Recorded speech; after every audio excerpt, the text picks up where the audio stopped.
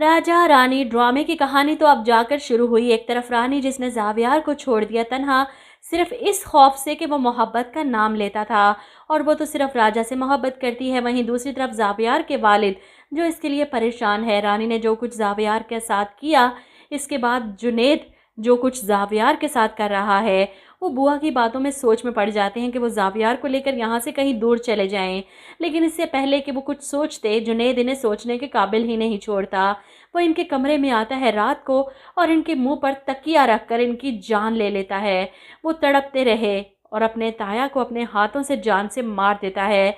ये सब करने के बाद वो खौफ से कांपता हुआ पहुंच जाता है अपनी माँ के कमरे में, ये बताने के लिए कि मैंने बड़े अब्बा का मर्डर कर दिया है। माँ परेशान हो जाती है, क्या कर दिया तुमने?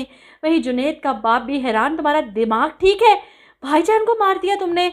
अब जुनैद ने पकड़े तो जाना नहीं, क्योंकि इस घर में कैमरे होने के बावजूद भी किसी को जुनैद पर शक नहीं होगा।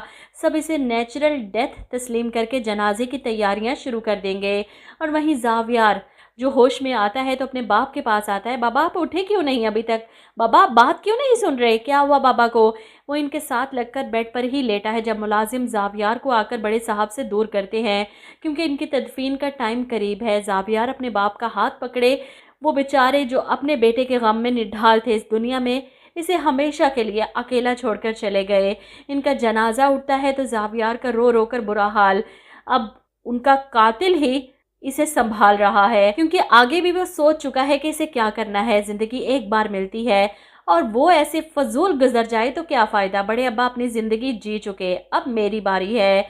इनकी मौत तो ऐसे ही लिखी थी, इसे किसी किस्म का कोई भी गिल्ट नहीं है और ना ही जुनैद के माँ बाप को होगा। इन्हें लगता है कि इनका बेटा सही है, अभी तो इसने और भी क्रिमिनल बनना है। ज़ावियार को रास्ते से हटाकर वो इसे इसके बाप से मिलाने के बहाने ले जाएगा अपने साथ और पहुंचा देगा पागल खाने हमेशा के लिए। और वहीं दूसरी तरफ जब रानी को पता चलेगा तो इसे लगेगा इस सब की कसूरवार मैं हूँ, मैंने ज़ावियार के साथ गलत किया, इस वजह से बड़े साहब की डेथ हो गई। लेकिन वो इतनी खुदगर्ज है कि वो खुद को बेकसूर समझते हुए बहुत जल्द सब कुछ भूल जाएगी। जुनैद ज़ावियार को पागल खाने पहुँचाने के बाद इसकी खैर ख्वाह इसकी बुआ को भी इस घर से निकाल देगा और वही आकर रानी को बताएंगे कि ज़ावियार पता नहीं कहाँ है, जुनैद इसे कहाँ छोड़ आया, मुझे डर लग रहा है। कहीं ज़ावियार बाबा की ज़िंदगी खतरे में तो नहीं, कहीं जुनैद ने इन्हें कुछ कर तो नहीं दिया। और तब जाकर रानी को भी परेशानी होगी।